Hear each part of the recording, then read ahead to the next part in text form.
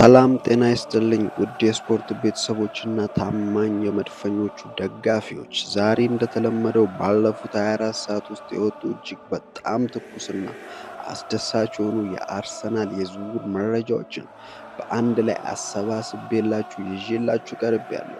ወደ ዜናዎቹ ከመሻገራችን በፊት ለቻናላችን አዲስ የሆናችሁ ሰብስክራይብ በማድረግ ቤተሰብ እንድትሆኑና የደውል ምልክቷን እንድትጫኑ በትህትና እጠይቃችኋለሁ።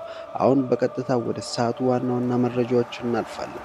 የዛሬው ትልቅና መላውን የለንደን ደጋፊዎች እያስፈነደቀ ያለው መረጃ የብራዚላዊ ኮከብ የብሩኖ ጉማሬሽ ጉዳይ ነው።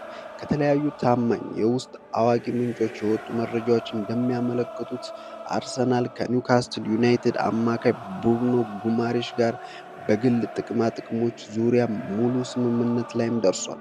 ኒውካስትል ዩናይትድ በቀጣዩ የውድድር ዘመን በአውሮፓ መድረክ ላይ ባለማለፉ ምክንያት ተጫዋቹ ክለቡን መልቀቅ እንደሚፈልግ ለባለስልጣናቱ በይፋም አስታውቋል። አርሰናል ይህንን ወርቃማ አጋጣሚ በመጠቀም የመጀመሪያውን የዝውውር ሂሳብ ጥያቄ ለኒውካስትል ለማቅረብ የመጨረሻ ዝግጅቱን እያጠናቀቀም ይገኛል። ይህ ዝውውር ሙሉ በሙሉ ከተሳካ ለአርሰናል አማካይ ክፍል እጅግ ግዙፍ ጥንካሬ እንደሚሆን ጥርጥር የለውም። ምክንያቱም የአርሰናል የኋላ መስመር በአውሮፓ ምርጡ የሚባል ተከላካይ እንዳለው ይታወቃል። ይህን ደግሞ የሚያስፈርም ከሆነ በአውሮፓ ምርጡ አማካዩ አርሰናል ይሆናል ማለት ነው። በሌላ በኩል ደግሞ ክለባችን አርሰናል አዲስ ግብ ጠባቂ ማስፈረሙን በይፋ አረጋግጧል። የቀድሞ የሊድስ ዩናይትድ የግብ ዘብ ኢላን ሙስሊየር ሙሉ ካለቀ በኋላ በነፃ ዝውውር መድፈኞችን በይፋ ተቀላቅሏል። ይህ ፈረንሳዊ ግብ ጠባቂ በለንደኑ ክለብ ውስጥ ከዴቪድ ራያ እና ኬፓ አሪዛባላጋ በመቀጠል የሶስተኛ ግብ ጠባቂነት ሚናን እንደሚይዝም ታውቋል።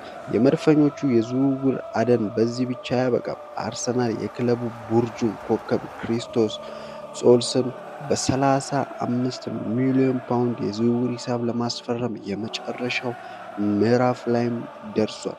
ይህ ዝውውር የታለመው ወደ ቱርኩ ቤሽክታሽ ያመራል ተብሎ ለሚጠበቀው ሌያንድሮ ትሮሳርድ ምትክ እንዲሆን ነው። በተጨማሪም አርሰናል እና የሰሜን ለንደኑ ተቀናቃኝ ቶተናም የ27 ዓመቱን የአርቢ ሌipዚግን ክንፍ ተጫዋች አንቶኒዮ ኑሳን በራዳራቸው ውስጥ አስገብተዋል።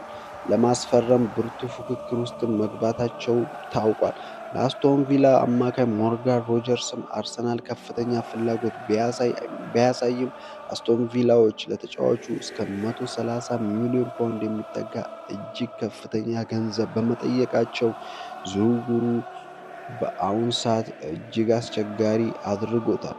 በመጨረሻም የክለባችን ካፒቴን ማርቲን ኦዲጋርድ ወደ ጋላታሳራይ ያምራል ተብሎ በቱርክ ሚዲያዎች የተናፈሰው ወሬ ፍጹም ሐሰት መሆኑን የተረጋገጠ ሲሆን ካፒቴኑ በአርሰናል ደስተኛ ሆኖ እንደሚቀጥልም ታውቋል። ውድ ተመልካቾቻችን ከነዚህ ዝውውሮች መካከል እናንተን ይበልጥ ያስደሰታችሁ የትኛው ነው? በተለይ የብሩኖ ጉማሬሽ ዝውውር ለአርሰናል የሻምፒዮንነት ጉዞ ምን ያህል ጠቃሚ ነው ብላችሁ ታስባላችሁ? ያላችሁን ማንኛውንም አስተያየት በኮሜንት መስጫው ላይ አስፍሩልኝ። ቪዲዮውን ላይክ እና ሼር ማድረጋችሁን እንዳትረሱ። በቀጣይ በሌላ አዳዲስ ሪፖርት መረጃዎች እስከምንገናኝ ድረስ ደህና ሰንብቱ።